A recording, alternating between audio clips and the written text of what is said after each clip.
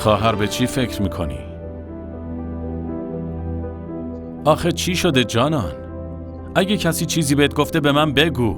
آخه اشفاق چرا کسی باید بهش چیزی بگه؟ شاید گریه کردنش دلیل دیگه ای داره. چه دلیل دیگه ای؟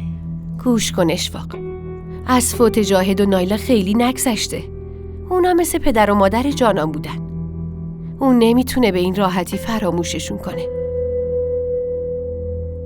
اشفاق، جانان برای فراموش کردنشون زمان نیاز داره. آره، حق با توه. گوش کن جانان، تو این مسائل ما هیچ چاره‌ای نداریم. اگه دست ما بود نمیذاشیم عزیزانمون بمیرن.